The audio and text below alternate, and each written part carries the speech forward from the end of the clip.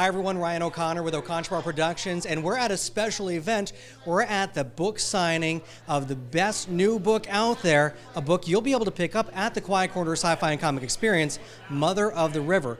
And joining us is Emily McPherson. Emily's the author of this new book, a new author to Connecticut, a new author to basically the world. And Emily, tell me about what's going through your mind right now that we have your first book and it's coming to the Quiet Corner Sci-Fi and Comic Experience. It's a whirlwind. This entire experience, from the time I realized that the book was actually going to be published and actually be out there in the world, to tonight with all of these people showing up, and it's just been insane, and it's been such a blessing, and I know I would not have been able to get here without all of the people supporting me, so it's just been insane. Tell us a little bit about this book. It's an Irish tale, and that stems from your background having gone to Ireland, correct? Yeah, so my family is actually part Irish and part Scottish. So I've been an Irish dancer for quite some time. I used to teach Irish dance, and there was a summer dance program in Ireland that I was lucky enough to be accepted to when I went, and outside of dancing in this program, we were able to explore Ireland and hear some of the different legends and folk tales that they have, and visiting Giant's Causeway, and they have just so much beautiful, folklores, and just, it's insane. And so as I was there, I kind of thought I had some sort of idea pop into my head, and like, oh, maybe that's something. And throughout the trip, more and more inspiration came, and I ended up having the first draft in my head by the time I got home. So you may be a new author, but you're not new to writing, is how I understand it. Reading the biography and the press release, it talked about how when you were a young child, you used to tell stories to your family. A long time coming now that those stories are in print. Yeah. I think one of my favorite sort of anecdotes about telling stories to it was my younger cousins at different family events, family reunions and things, and the most prominent one, kind of the one that I consider my first story that I ever wrote, was about a duck and a giraffe becoming best friends, and the giraffe would wade into the middle of a lake, so his neck would stick out and the duck would float into the middle, and they could talk and they became best friends. So what does your family have to say about tonight, about you now being a published author? My dad is incredibly supportive, and he's been so excited. He was one of the first people to read the finished book, and he's been telling people, I can't believe my daughter did something like this. And so he's been insanely supportive, and I think he's pretty excited about it. So, what was the inspiration that created your two characters, which brought them to life rather than just being two names on a page? Well, Iantha, I think, is kind of a mixture of a lot of daughters that I've known. Family is a big theme in the book, and the relationships between parents and kids, and so I wanted to take a child who, she's 17, and just kind of explore those relationships and those family dynamics, and kind of the difference between your biological parents versus your friends' parents, and kind of the community that raises you. And so Iantha was really inspired by a lot of different people. There's definitely parts of me in there. There's parts of my mother in there. There's parts of my best friend in there, and just kind of trying to find this well-rounded character that hopefully feels very real on the page. And one of the tropes that you use actual mythos, I guess you would say, actual legends from Ireland in your story. Tell us about the one that you were talking about tonight. You did a brief reading, and one of those included an actual Irish legend. Tell us about that legend. So that's the legend of the Slua.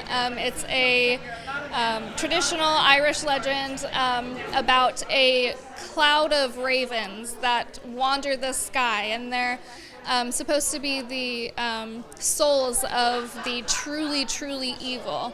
And they are too evil for heaven and even too evil for hell, so they're doomed to roam the earth and never land and never rest. And the legend is that if you hear them coming, or if the wind is blowing a certain way, there's a few different versions of it. If the wind is blowing a certain way, or some say at sunset, you have to close your west side windows to make sure that the Slua don't come and find you. So. Wonderful, wonderful. So you're going to be premiering at the Quiet Corner Sci-Fi and Comic Experience. This is, aside from tonight, probably one of your first outings as a published author. What does it mean for you to be a guest at the Quiet Corner Sci-Fi and Comic Experience? And what can the people who come to our event expect to see when you're there? Honestly, I'm just excited to be around and have people discover me and my book and hopefully become lifelong fans is the goal. And yeah, I think I do plan on, signing books, and we'll have bookmarks for free and character art and book poster or cover art posters and all kinds of things that people can purchase, or the bookmarks are going to be for free, and yeah, so. Good. And the autographs, will be able to pick your brain, learn a little bit more about you, about your book. Yeah, absolutely. I'm full of Irish knowledge, so definitely come with questions, and I love that. A few years ago, I actually had the privilege of doing an Irish step dance at a function. This is probably a good 15 or so years ago, so I was also much thinner then. I'm not going to try it on camera now. But can you give us, I know I'm putting you on the spot here, can you give us a quick tutorial on what it takes to be an Irish dancer? Oh man, a tutorial. What's proper foot placement? I know it's like hands down by your sides, but that's all I know. Yeah, so there's actually some backstory with the arms to the sides, which I can let you know. But the feet, you stand with your feet together, and then you pull them out, and then put your heel to your toe. And that's Irish dance position. And I'm about to fall over. Thank God I had a pedicure.